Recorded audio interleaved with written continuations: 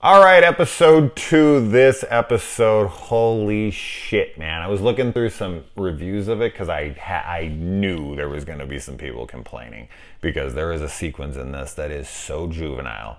It is so disgusting. It is so fucking gross and so funny. So funny. If you don't like this sequence, I'm sorry. You just don't have a sense of humor. That's all I can say about it. Oh, it went too far. No, it did not. It went just far enough. It is hilariously disgusting.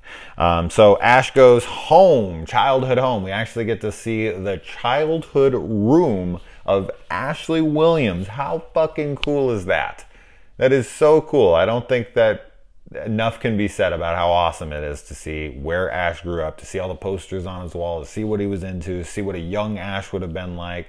It's, yes, we know what he looked like and what he was like when he left, but just to get into his head as a kid and get into his bedroom and see this stuff. It's great stuff. I love it. I don't love the fact that he left his iguana behind to starve to death. And that's a really funny.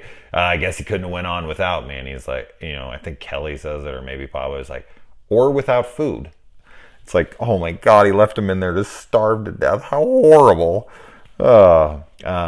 We find out that his dad is boning Ash's ex little fling there. And he's like, not again. So I guess there's been some competition going on between him and his father for a long time. And when he's telling Kelly about this in the car and he's trying to get into it, she says that if the next words out of your mouth aren't the end, I'm gonna shoot both of us. Me first. The me first line made me laugh out loud so fucking loud and for so long. It was so ridiculous to me.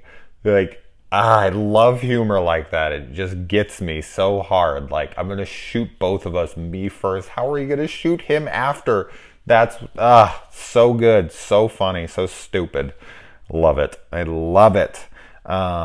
And then I remember I had the exact same, I thought the same thing right before Ash said it. There was this girl on the table with fantastic tits. He goes to the morgue and he looks at her and he's like, oh, what a waste. And I said it like right before he did, looking at her like, oh, no, that's a crime against humanity. You can't take tits like that off the planet. Don't do it. So then we get into the scene where there's this corpse that had the Necronomicon buried in it and this big fucking dick with a cock ring on it. And Ash gets attacked by an anus that pulls him up through the dead body's asshole. No, not the butt.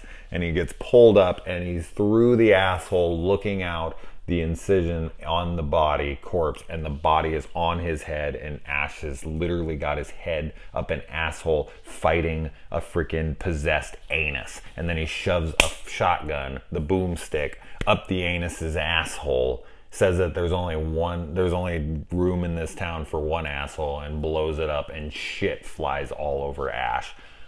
Disgusting, yes. Hilarious. Oh my good God. So good. It's so ridiculous when he's walking around, the body's on top of him. So good.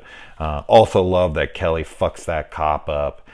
They take it back. They almost run into these kids, and then these kids steal the Delta with the Necronomicon in the back seat because Ash doesn't want to walk away with that thing.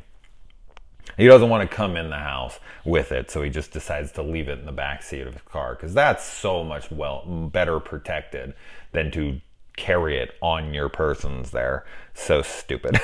Fucking Ash. He's always an idiot. But what a great episode. Had such a blast rewatching it. Laughed. Definitely one I look forward to revisiting in the future when I go through this season again, which I'm sure I'm going to watch this entire show many more times in the future. All right, let's move on.